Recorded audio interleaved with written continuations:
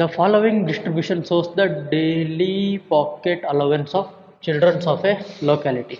Okay, children of a locality ಕೊಟ್ಟಿದ್ದಾರೆ. The mean pocket allowance is 18. Already ಇಲ್ಲಿ ಏನು ಕೊಟ್ಟಿದ್ದಾರೆ, ಮೀನ್ ಕೊಟ್ಟಿದ್ದಾರೆ ನೋಡಿ. ಇಲ್ಲೇನು ಕೊಟ್ಟಿದ್ದಾರೆ, ಮೀನ್ ಅನ್ನು ಕೊಟ್ಟಿದ್ದಾರೆ. Okay, the mean pocket allowance is 80. So ಇಲ್ಲಿ ಎಕ್ಸ್ ಬಾರ್ ಆಲ್ರೆಡಿ ಕೊಟ್ಟಿದ್ದಾರೆ. ಏನು ಕೊಟ್ಟಿದ್ದಾರೆ, X bar equal to 18. X bar is 18. Find the missing frequency F.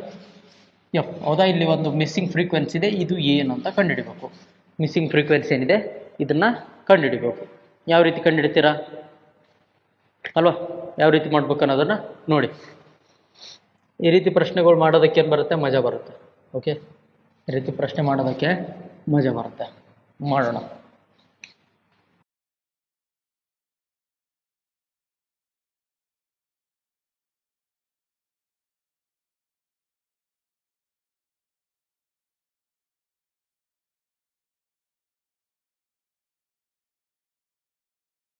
ಈಗ ಸಾಲ್ವ್ ಮಾಡೋಣ ನೋಡಿ.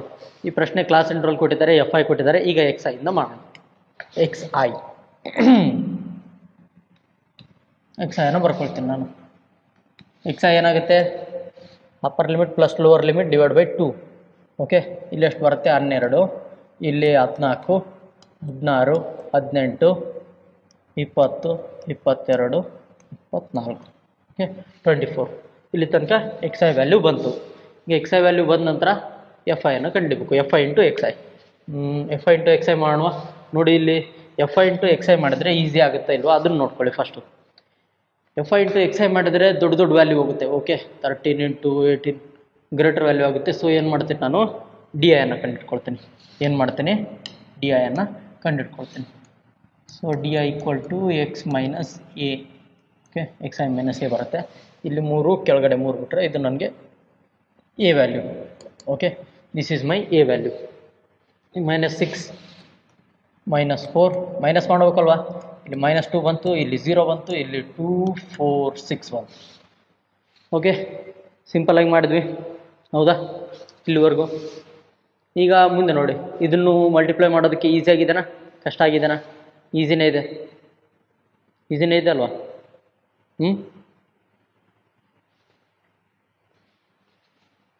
ಇಲ್ಲಿ ನೋಡಿ, ಒಂದು ಮೆಥಡು, ಒಂದು ಕೆಲಸ ಮಾಡ್ಬೋದು ನೀವು. ಒಂದು ಕೆಲಸ ಮಾಡಿದರೆ ಇನ್ನೂ ಈಸಿ ಆಗುತ್ತೆ. ಈಗ ನಾ ಎ ವ್ಯಾಲ್ಯೂ ಇಲ್ಲಿ ಏನು 18 ತೊಗೊಂಡಿದ್ದೀನಲ್ವ, ಎ ವ್ಯಾಲ್ಯೂ ಏನು ತೊಗೊಂಡಿನಿ, 18 ತೊಗೊಂಡಿದ್ದೀನಿ. ಈ 18ಇಂದ ಸಾಲ್ವ್ ಮಾಡೋ ಬದಲು ಅಥವಾ ಎ ವ್ಯಾಲ್ಯೂವನ್ನು 20 ಆಗಿ ಕನ್ಸಿಡರ್ ಮಾಡಿದ್ರೆ ಏನಾಗ್ಬೋದು, ಹೌದಲ್ವಾ? ಎ ವ್ಯಾಲ್ಯೂವನ್ನು 20 ಆಗಿ ಕನ್ಸಿಡರ್ ಮಾಡಿದ್ರೆ ಏನಾಗ್ಬೋದು, ಈ ಎಫ್ ವ್ಯಾಲ್ಯೂ ಏನಾಗುತ್ತೆ, ನೆಕ್ಸ್ಟ್ ಬರೋದು 0 ಆಗಿಬಿಡುತ್ತೆ. ಹೌದು ತಾನೆ? ಇಲ್ಲಿ ನೆಕ್ಸ್ಟ್ ಬರೋ ಎಫ್ ವ್ಯಾಲ್ಯೂ ಏನಾಗಿಬಿಡುತ್ತೆ, 0 ಆಗಿಬಿಡುತ್ತೆ. ಇದರಿಂದ ಇನ್ನೂ ಈಸಿಯಾಗಿ ನಾವು ಸಾಲ್ವ್ ಮಾಡ್ಬೋದು. ಸೊ ಅದಕ್ಕಾಗಿ ಏನು ಮಾಡ್ತೀನಿ ನಾನು, ಇಲ್ಲಿರ್ತಕ್ಕಂಥ ಡಿ ಐಗೆ, ಓಕೆ 22 ಇತ್ತು, ಇಲ್ಲಿ 18 20 22 ಇತ್ತು. ಓಕೆ, 18 20 22 24ವರೆಗಿತ್ತು.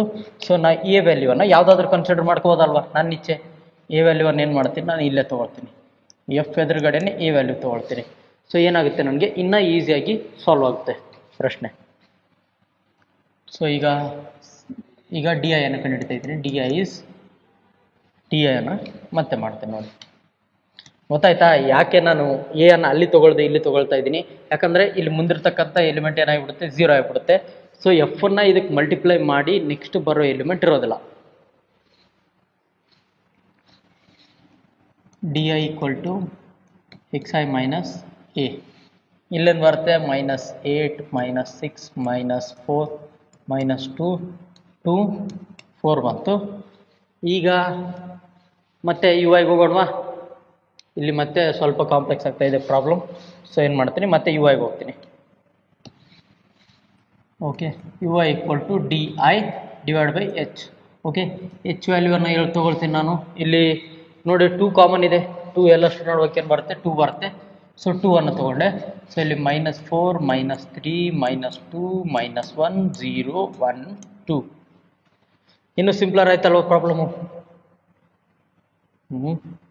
ಪ್ರಾಬ್ಲಮ್ ಇನ್ನು ಸಿಂಪಲ್ ಆಯಿತು. ಈಗ ಮಾಡೋಣ. F I into you I. 12 4 40, ಇದು 7. F I into you I 1 7 4 28 next 3 6 18, 2 9 18 -13. ಇಲ್ಲೇನು ಬರುತ್ತೆ? 0 ಬರುತ್ತೆ. ನೋಡಿ, ಇಲ್ಲಿ ಎಫ್ ಅನ್ನೋ ಫ್ರೀಕ್ವೆನ್ಸಿನ ನಾನು ವೇರಿಯಬಲ್ನ ಇಲ್ಲಿ ಬರಲಾರ್ದಂಗೆ ಮಾಡ್ಕೊಂಡೆ. ನೆಕ್ಸ್ಟು 5, ನೆಕ್ಸ್ಟ್ ಇಲ್ಲಿ 8. ಓಕೆ, ಇದು 8 ಕ್ಯಾನ್ಸಲ್ ಆಯಿತು. 10 ಎಷ್ಟಾಯ್ತು? ಇದು 13 ಆಗುತ್ತೆ. ಸೊ ಈ 13 ಕ್ಯಾನ್ಸಲ್ ಆಗುತ್ತೆ. ಕ್ಯಾನ್ಸಲ್ ಆದರೆ 18 2 36, 18 3 54, 54 64 ಆಗುತ್ತೆ. ನೋಡಿದ್ರೆ ಸಮ್ -64 ಆಗುತ್ತಾ? 28 8 3 24, ಪೈಲ 1 2 4 64. Okay, sigma FIY is -64.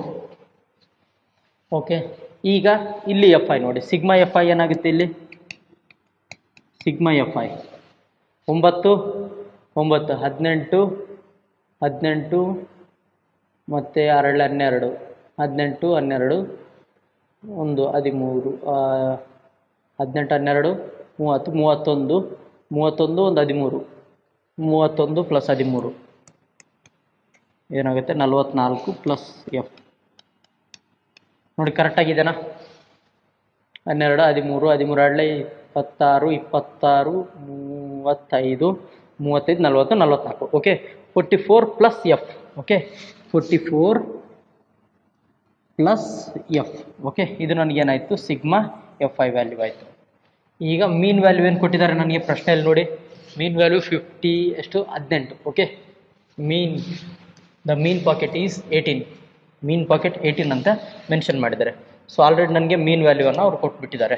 So mean value ಏನಾಗುತ್ತೆ?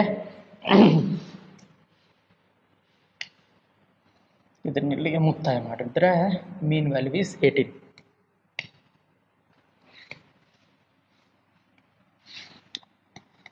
So mean which is equal to x bar which is equal to 18. ಈಗ ಸಾಲ್ವ್ ಮಾಡೋಣ. ಈಗ x ಬಾರ್ ಈಕ್ವಲ್ ಟು ಯಾವ ಫಾರ್ಮುಲಾ ಇದೆ? a plus sigma FIUY divide by sigma FI into H. Okay, A value ಏನಿದೆ? 20 plus sigma FIUY ಏನಾಗುತ್ತೆ? -64. So ಇಲ್ಲಿ -64ನ ಬರ್ಕೊಳ್ತೀನಿ. -64 divide by sigma FI is 44 + F. 44 + F into okay H value ಏನಿದೆ? 2. Okay, x bar is 18. ಇದು ಈ ಕಡೆ ಹಾಕಿದಾಗ -2 ಬಂತು. -2 equal to -64 divide by 44 + F into 2 ಇದೆ. ಇಲ್ಲಿ 2 2 ಕ್ಯಾನ್ಸಲ್ ಆಯಿತು. --- ಕೂಡ ಕ್ಯಾನ್ಸಲ್ ಆಯಿತು. So 1 equal to 64 divide by 44 + F ಇದೆ. ಈಗ 44 + F ಈಕ್ವಲ್ ಟು 64 ಆಯಿತು. ಸೊ ಇದರಿಂದ ನನಗೆ ಎಫ್ ವ್ಯಾಲ್ಯೂ ಏನು ಬಂತು? F ಈಕ್ವಲ್ ಟು 20 ಬರುತ್ತೆ ನೋಡಿ. F ಈಕ್ವಲ್ ಟು ಏನು ಬಂತು? 20 ಬಂತು. ಎಫ್ ವ್ಯಾಲ್ಯೂ ಏನು ಬಂತು? 20 ಬಂತು. So F value is 20. Okay, ಗೊತ್ತಾಯ್ತಾ ಯಾವ ರೀತಿ ಮಾಡಿದ್ವಿ ಅಂತ? ಎಫ್ ಇಲ್ಲಿ ಎದುರು ಎ ಈಕ್ವಲ್ ಟು ಏನು 20 ತೊಗೊಂಡಲ್ಲ, ಇದು ಪೂರ ಆಟವನ್ನೇ ಬದಲಾಯಿಸ್ಬಿಡ್ತು. ಓಕೆ, ಅಥವಾ ನೀವು ಎಫ್ ಈಕ್ವಲ್ ಟು ವ್ಯಾಲ್ಯೂ ತೊಗೊಂಡಿದ್ದಾರಂದರೆ ಇಲ್ಲಿ ಎಫ್ ಜೊತೆ ಇಂಟು ಆಗ್ತಿತ್ತು, ಅದನ್ನು ಪ್ಲಸ್ ಎಫ್ ಅಂತ ಇಟ್ಕೊಂಡು ಮೇಲೆ ಎಫ್ ಆಗ್ತಿತ್ತು, ಕೆಳಗೆ ಎಫ್ ಆಗ್ತಿತ್ತು, ಅದನ್ನು ಮತ್ತೆ ಸಾಲ್ವ್ ಮಾಡಿ ಸ್ವಲ್ಪ ಚಿಂತೆ ಆಗ್ತಿತ್ತು. ಸರಿ, ಏನಾಯ್ತು? ಇಲ್ಲಿ ಈಸಿಯಾಗಿ ಸಾಲ್ವ್ ಆಯಿತು. ಮುಂದಿನ ಪ್ರಶ್ನೆ ಹೋಗೋಣವಾ? ನೀವು ಬೇಡ ಅಂದರೂ ಹೋಗಲೇಬೇಕು ನಾನು, ಹೌದಾ?